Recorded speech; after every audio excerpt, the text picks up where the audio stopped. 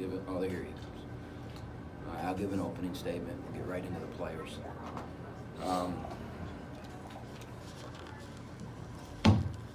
The non-conference is over.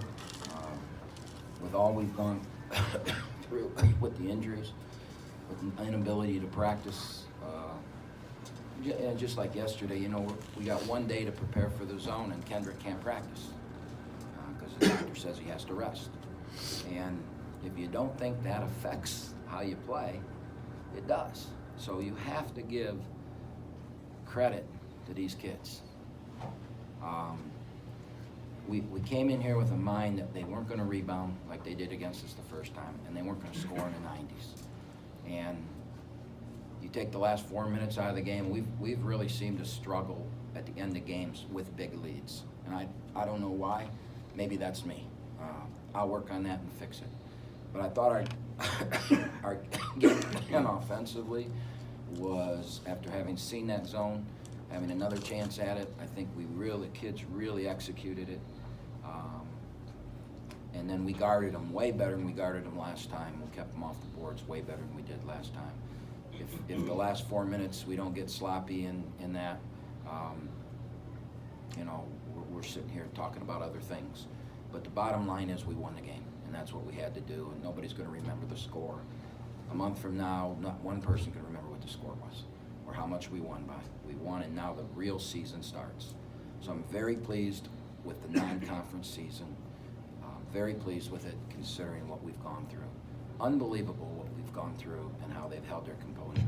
An average team would be probably 5-8 right now, because when that crap happens, the snowball rolls, and we've been able to get out of it. So very pleased.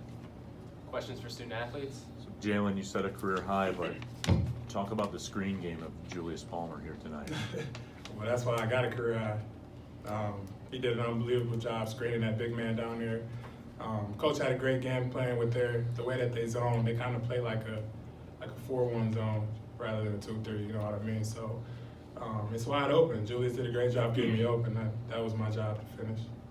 Julius, when you were running back, sometimes after you set a good seal on a screen or whatever, you're running back with a smile on your face, like you got a bucket yourself. You were enjoying the screen game, weren't you? Oh yeah, I was enjoying it because I kept telling Jay, like, you know, it's open, bro. Like, it's your night, you know, just keep scoring. Like, I don't mind doing this, like, at all. So that was good.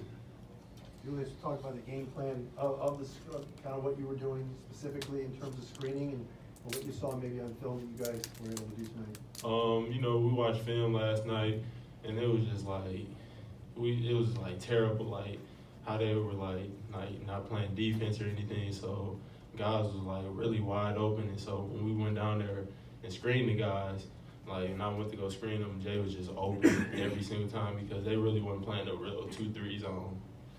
Yeah.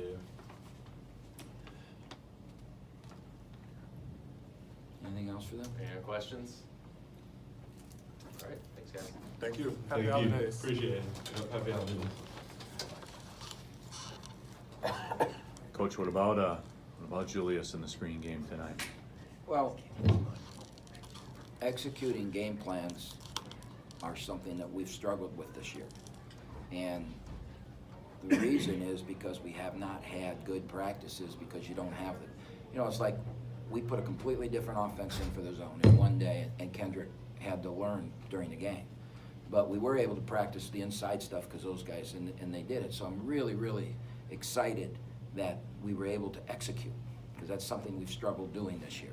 And they have excuses, and there's a reason for it.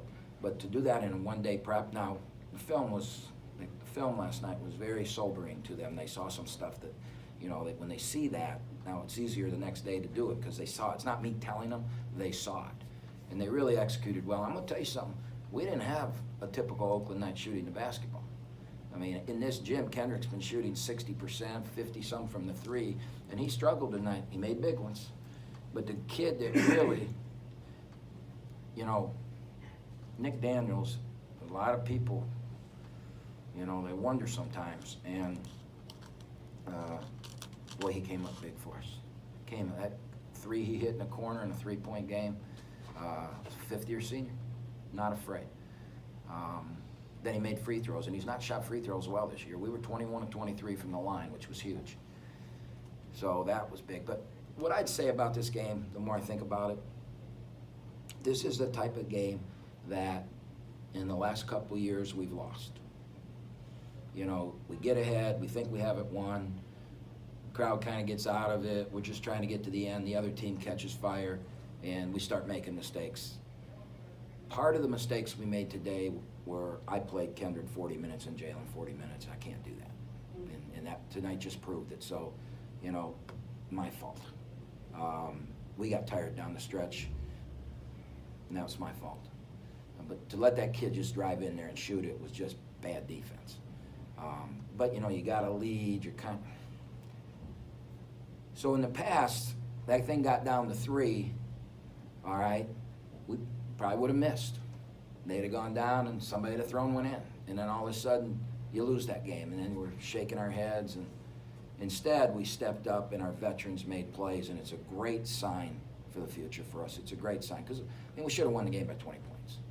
But we didn't. They made a play. And we were able to take it in the chest and find a way to win. And that's what championship teams do. So it's a good sign. What about your defense, Greg? You gave up 95 last time. What changed tonight? Well, how we guarded 3 changed. Now, I mean, he had a bunch of points in the last 5 minutes of the game. But he had 5 or 6 turnovers at halftime. And at the point that we were up 20, how much was our biggest lead? 18. So at the point we were up 18, the kid had like 7 turnovers. And then I had some goofy lineups in there. And they went to a little action. And, you know, Julius didn't guard exactly the way we wanted it guarded, and all of a sudden this kid's scoring, and then we couldn't get out of it. They got that going, and then we turned it over in the backcourt twice, and they made threes, and you know, just everything that could go wrong started going wrong, and we handled it. Took it in the chest, okay?